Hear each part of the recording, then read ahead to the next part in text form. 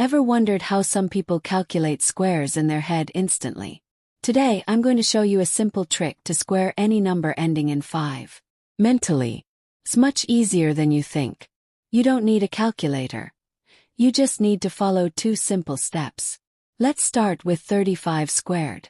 First, look at the first digit, which is 3. Multiply it by the next consecutive number. Since the number after 3 is 4, we do 3 times 4, which gives us 12. Next, we simply square the last digit. 5 times 5 is always 25.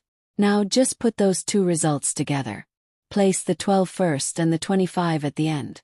Your answer is 1225. Simple, right? Ready to see it work for even larger numbers.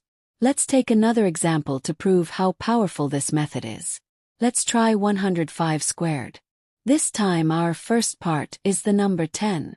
Just like before, multiply 10 by the next number, which is 11.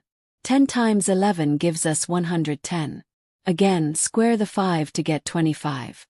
Combine them together, and you get 11,025. You just squared a 3-digit number in seconds without picking up a pen. Now it's your turn. Try using this trick for other numbers like 45, 55, or even 85. Drop your answers in the comments below.